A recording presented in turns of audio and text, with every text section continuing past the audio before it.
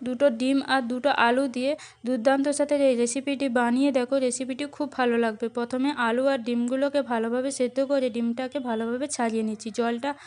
জলের মধ্যে চালটাকে সুন্দর করে ধুয়ে রেখেছিলাম। এখানে কড়াইতে জল গরম করে এলাচ, দারুচিনি, তেজপাতা দিয়ে চালটাকে ভালোভাবে সেদ্ধ করে জল ঝরিয়ে নিতে হবে। কড়াইতে সর্ষের তেল গরম করে কুচনো পেঁয়াজ দিয়ে দিতে হবে। এটা বেরেস্তা তৈরি করার জন্য আমি নিয়েছি পেঁয়াজটা ভাজা হয়ে গেলে এখান থেকে তুলে নিতে হবে। ওই কড়ার মধ্যে পরিমাণ মতো হলুদ গুঁড়ো দিয়ে সেদ্ধ করে রাখা ডিমগুলোকে দিয়ে দিতে হবে।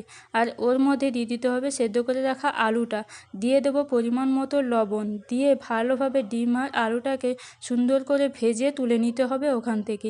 এবার ওই কড়ার মধ্যে দিয়ে দিতে হবে সর্ষের তেল, কুচনো পেঁয়াজ, পরিমাণ মতো লবণ দিয়ে পেঁয়াজটাকে ভালোভাবে ভেজে নিতে হবে।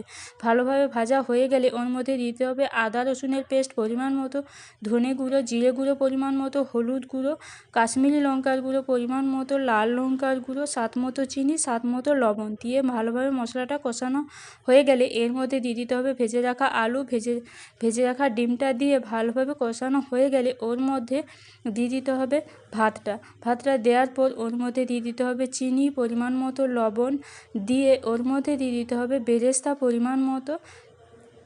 এবার ওর মধ্যে শেষে দিয়ে দিতে হবে পরিমাণ মতো ঘি। 5 মিনিট চাপা দিয়ে এবার দেখে নিতে হবে এটা হয়েছে কি না। 5 মিনিট চাপা দেওয়ার পর দেখো রেসিপিটি কেমন লাগলো অতি অবশ্যই তোমরা কমেন্ট করে জানাবে। আর চ্যানেলটিকে অতি অবশ্যই সাবস্ক্রাইব করে রাখবে পরের রেসিপিটি পাওয়ার জন্য।